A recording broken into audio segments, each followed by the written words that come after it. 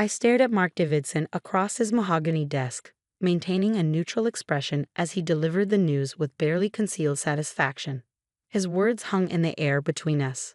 We're restructuring the department, and unfortunately, your position won't exist after next month. I see, I said quietly, watching his smirk grow wider. But before you go, he continued, leaning back in his leather chair, you'll need to train your replacement. Jennifer starts tomorrow. I expect you to show her everything about running our marketing division. Our marketing division. The irony of his words almost made me laugh. If only he knew. My name is Sarah Mitchell, and for the past 12 years, I've been the marketing director at Davidson Tech Solutions, or at least that's what everyone thought. The truth was far more interesting. 3 months ago, I had secretly purchased the entire company through a holding corporation I built over the years. Mark had no idea that the MKS Ventures that now own Davidson Tech was actually named after my initials, Sarah Catherine Mitchell. Of course, I replied, keeping my voice steady. I'll make sure Jennifer learns everything she needs to know. Mark nodded, clearly pleased with my docile response. Good. I knew you'd be professional about this. Too many people get emotional when they're let go. I thought about the stack of documents sitting in my lawyer's office, waiting to be filed tomorrow morning. Yes, emotions can certainly get in the way of business decisions. As I walked back to my office, I couldn't help but reflect on how I got here.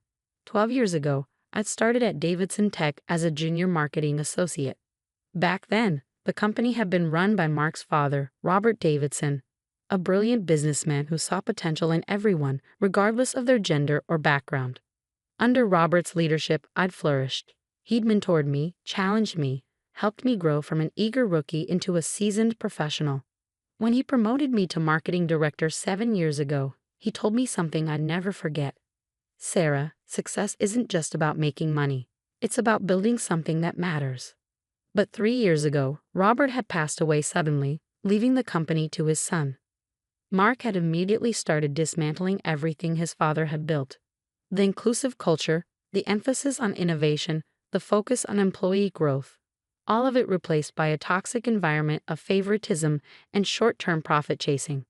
I watched as talented people were pushed out, replaced by Mark's drinking buddies and golf partners. The company's reputation began to suffer, our market share started slipping, and our best clients began looking elsewhere. That's when I started buying stock. It had begun as a small investment, just a few shares purchased through my personal account.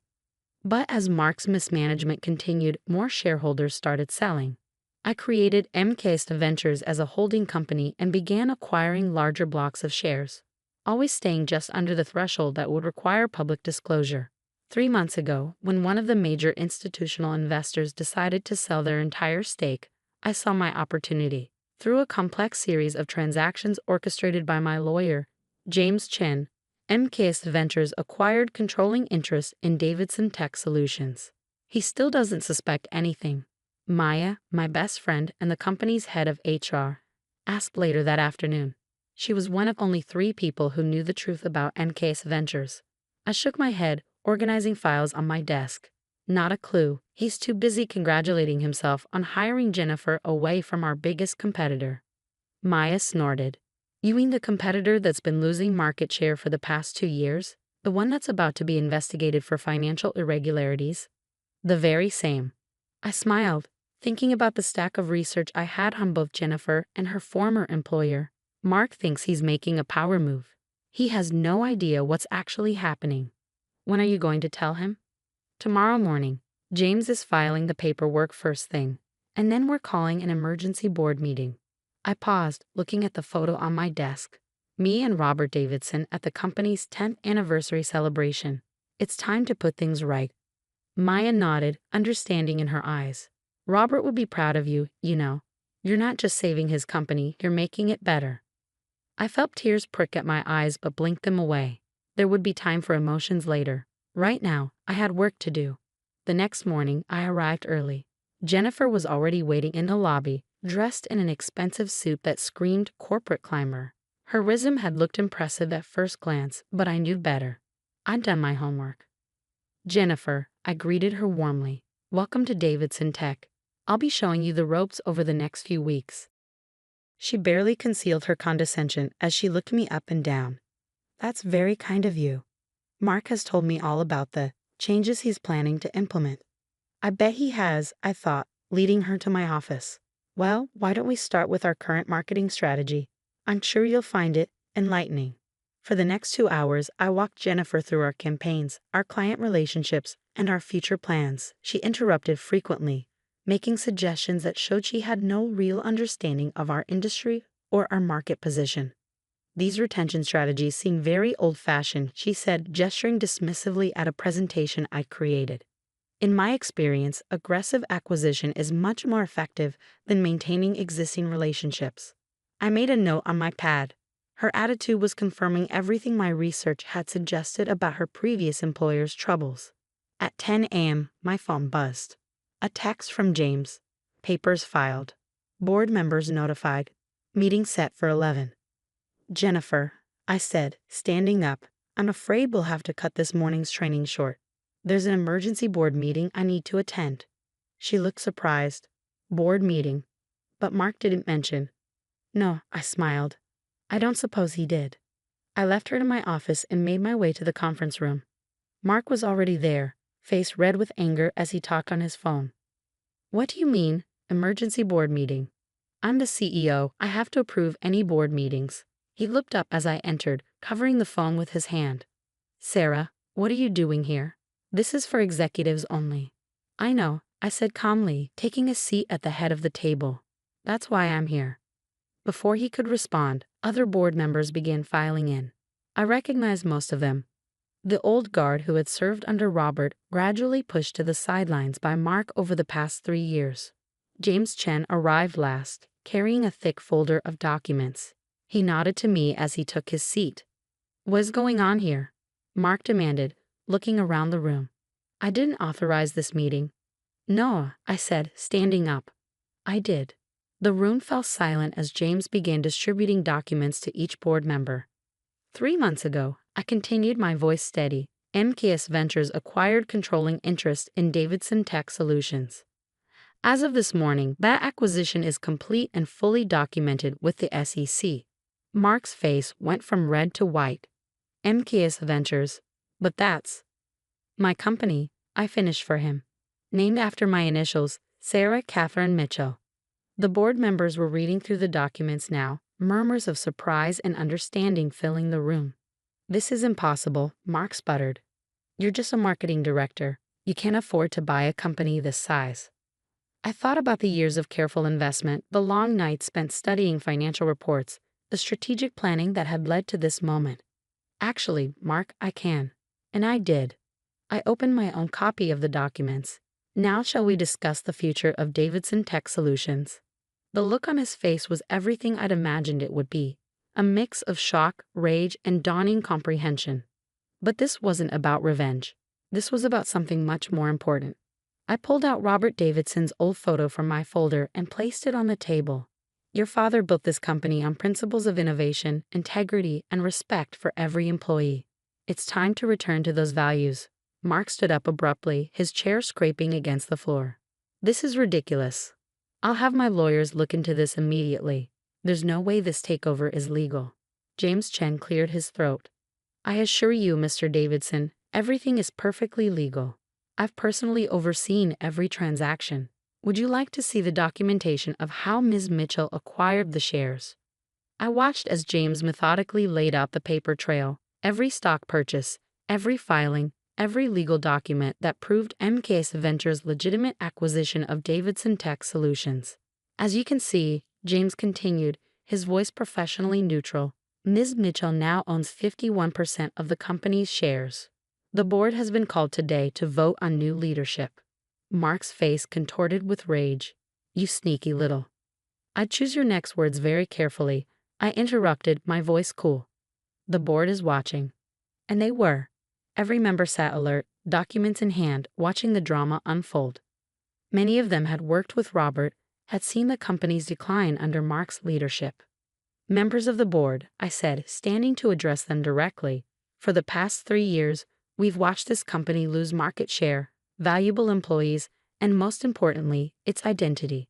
The culture of innovation and integrity that Robert Davidson built has been systematically dismantled. I began distributing another set of documents, charts showing the company's declining performance under Mark's leadership. Our profit margins have dropped 40% in 3 years. We've lost 12 major clients. Employee turnover is at an all-time high. But more than that, we've lost our way. The board members nodded, examining the numbers. They'd seen the decline firsthand, even if they'd been powerless to stop it. This isn't just about numbers, I continued. It's about who we are as a company. Robert Davidson built this company to be more than just another tech firm. He wanted to create something that mattered. Oh, spare us the sentimental garbage, Mark spat.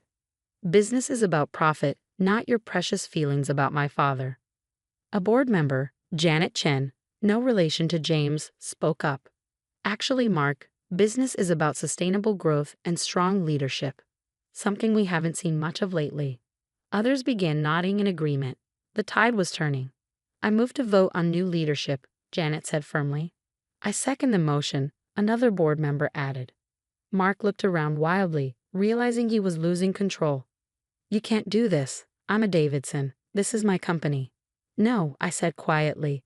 It was your father's company, and he knew that leadership isn't inherited. It's earned. The vote was quick and decisive. Within 15 minutes, Mark Davidson was no longer CEO of Davidson Tech Solutions. Security was called to escort him from the building, his face purple with rage as he shouted threats about lawsuits and revenge. As the board filed out, Janet stayed behind. That couldn't have been easy, she said, squeezing my shoulder. But it was necessary. I nodded, feeling the weight of responsibility settling on my shoulders. The hard part's just beginning. And it was.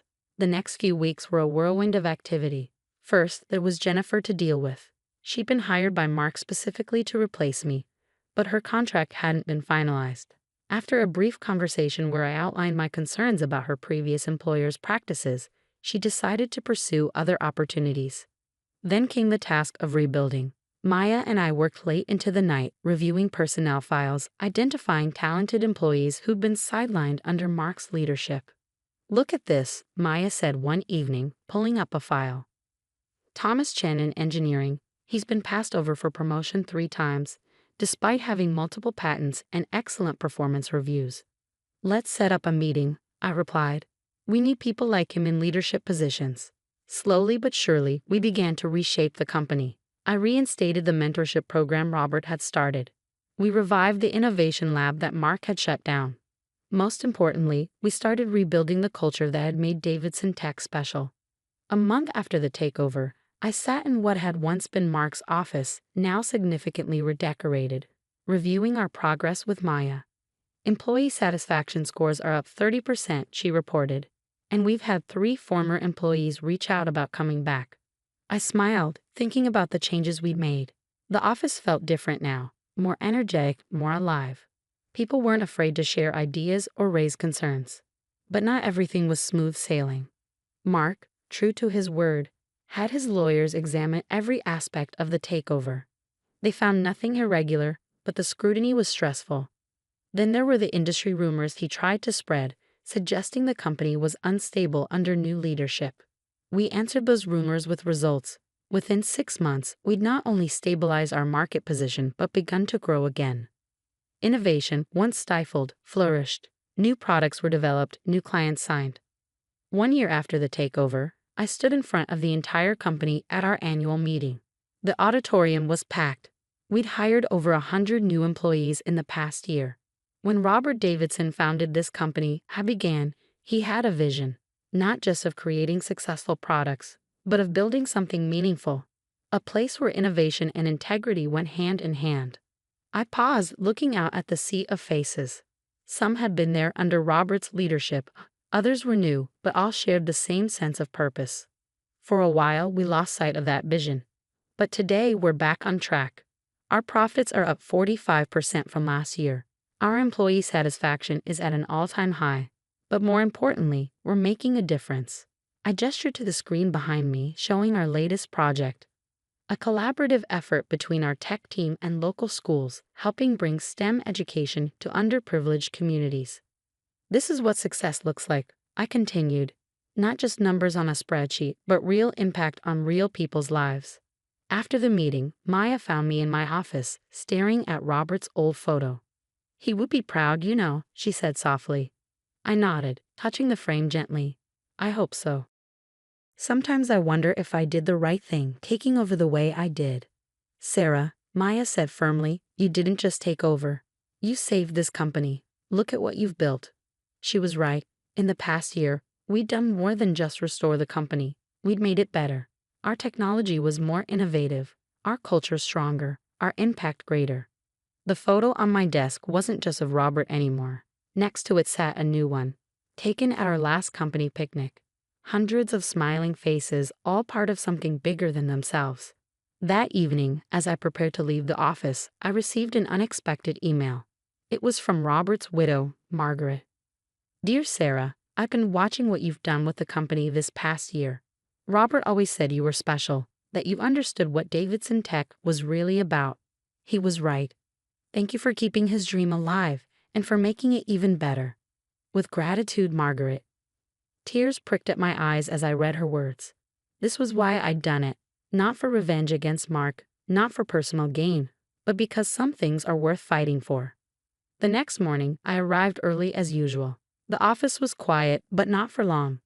Soon it would be filled with energy, ideas, and possibility. As I walked to my office, I passed the wall where Robert's old motto hung. "Success isn't just about making money. It's about building something that matters." I smiled, thinking about how far we'd come. Mark had thought he was pushing me out, forcing me to train my replacement. Instead, he'd inspired me to become something more. Not just an employee, but a leader.